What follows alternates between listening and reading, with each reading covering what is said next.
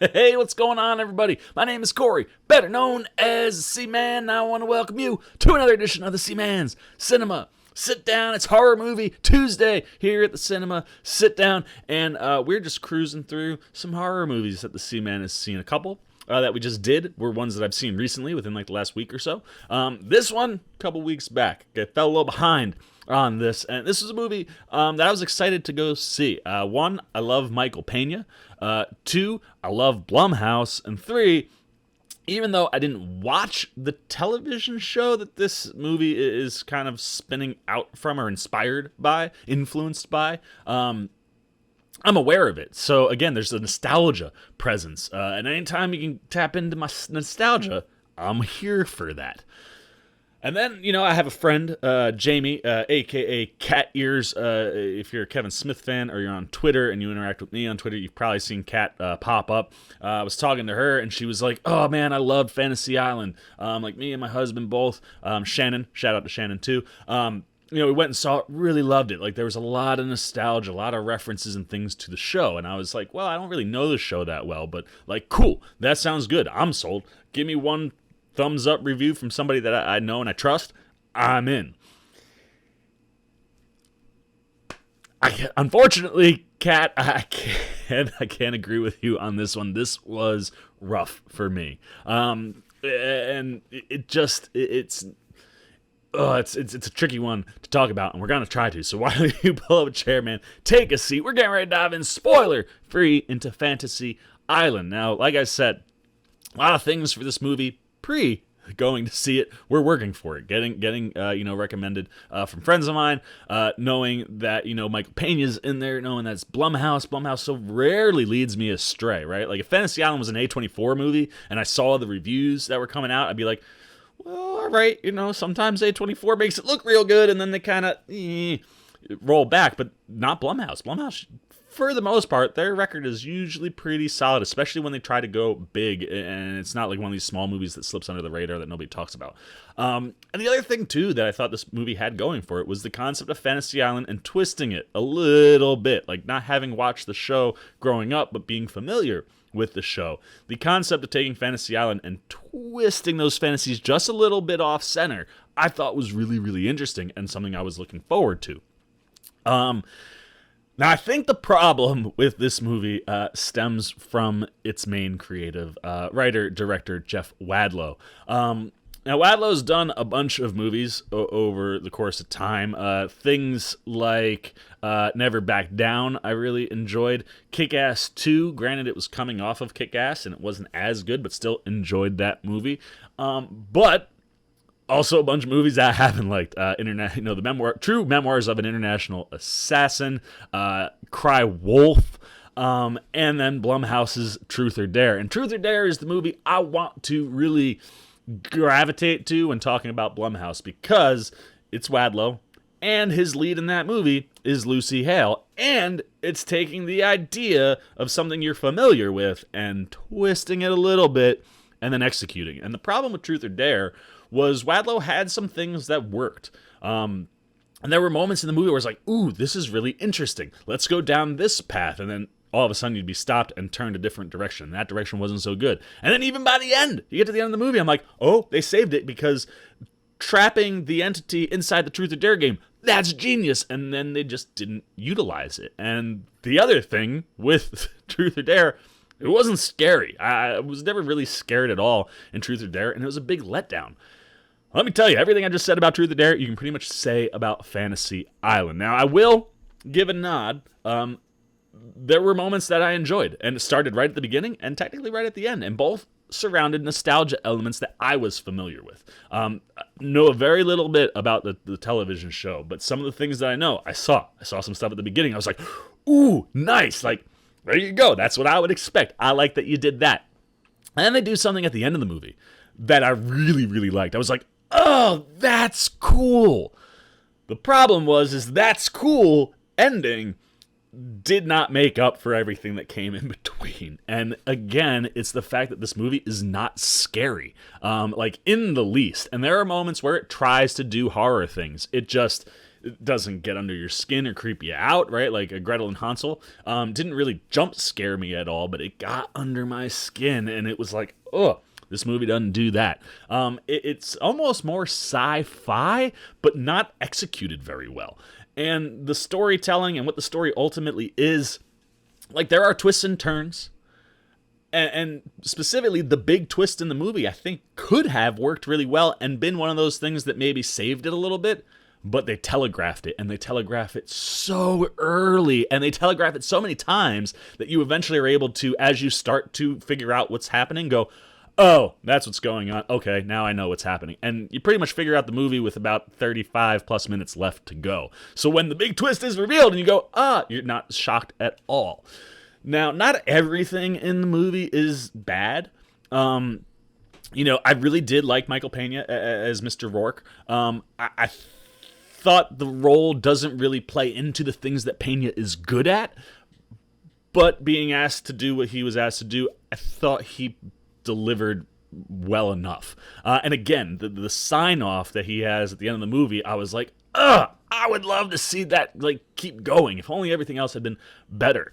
So I always love Michael Pena, but the biggest problem is this main cast. You don't really care about anybody. Maggie Q gives a phenomenal performance and reminds everybody that, like, hey, Maggie Q, I'm over here and I am still awesome. One, stunning. Like, the movie really like leans in hard into like Maggie Q is gorgeous, and credit to Maggie Q, but like really her story is interesting, and her story leads into some of the twists and turns and what's really going on at the island at that moment in time. I thought what she did and had to do was good, but other than that, like, it just didn't execute it the way I wanted it to. And I didn't really have a direct connection to her. I was just like, damn, man, like, you kind of forgot. Like, Maggie Q is pretty freaking good. Lucy Hale, very similar to her Truth or Dare run. Not a lot good going on. And, like, it didn't feel like her performance was, like, big screen worthy. Like, I felt like I was watching her character from Pretty Little Liars just performing here. There were like a lot of similarities to things to that, and I was just, I'm typically underwhelmed by Lucy Hale, and I was underwhelmed here.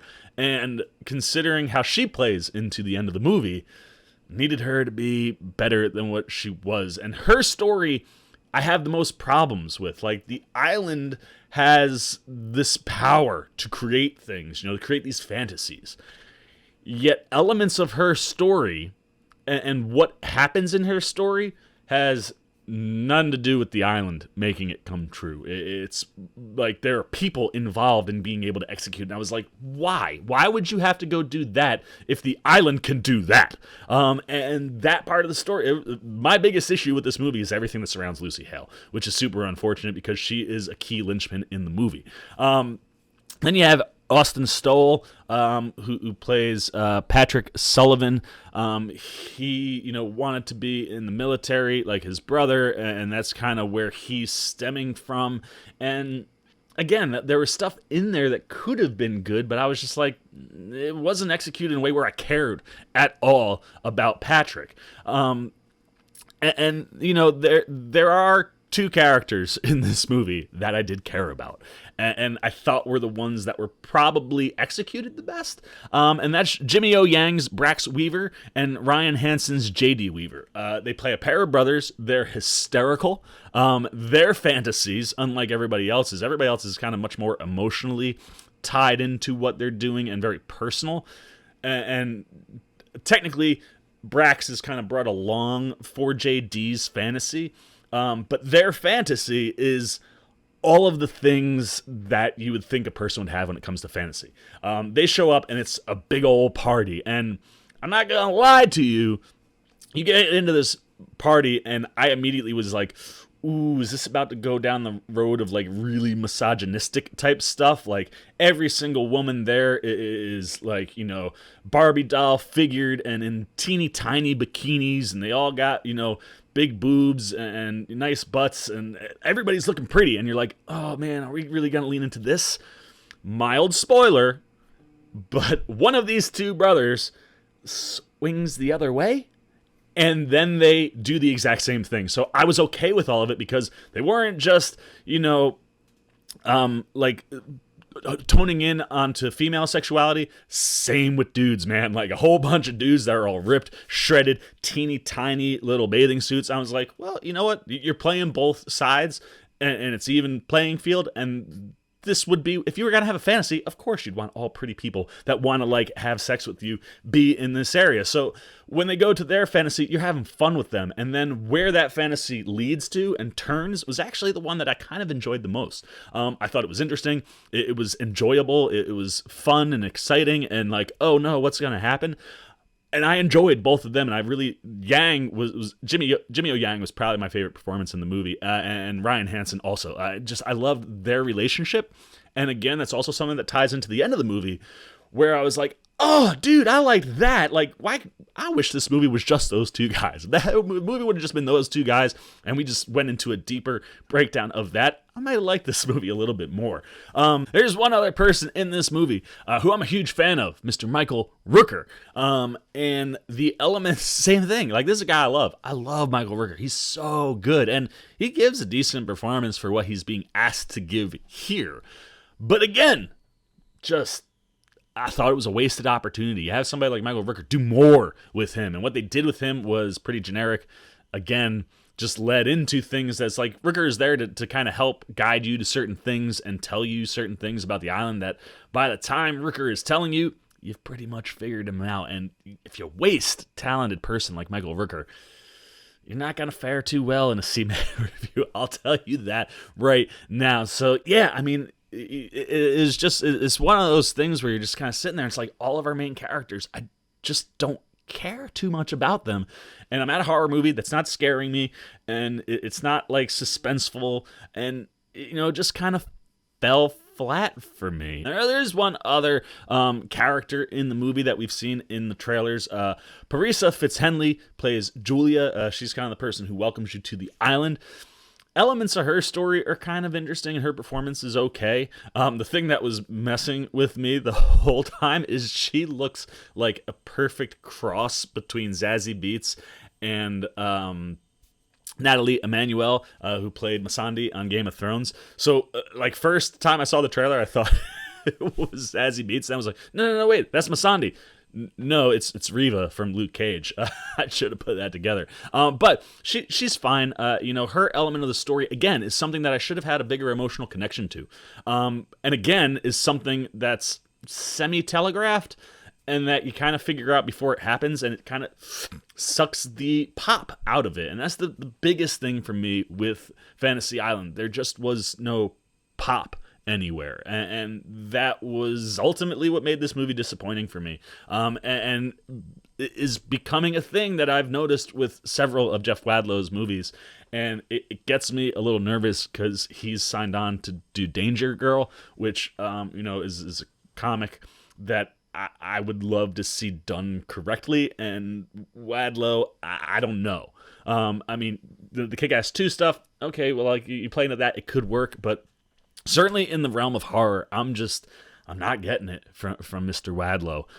And again, I mean, 2 times now with Blumhouse, we've gone to this well with Wadlow, and both times, at least for me, and it seems for critics and the majority of people, pretty big miss. So it was unfortunate. I really wanted to like this movie, and like I said, there were some things I liked. And the nostalgia stuff that I picked up on, I did thoroughly enjoy, which made me go, damn, maybe if I had watched the show, I would have liked more about it. But I don't know, the way the island played into it and what the twist was about the island and how that all plays out, it felt very generic. And a lot of the movie feels generic, and it just doesn't hit home outside of, for me, the beginning, the end, and with 2 of its characters. That was all I was riding for, and everything else just subpar for me. So there you go, man. That was the C-Man. So actually, I will say this. I felt very much like this movie didn't do a lot of things. When you compare it to the movie we're going to talk about after this movie, Fantasy Island is brilliant.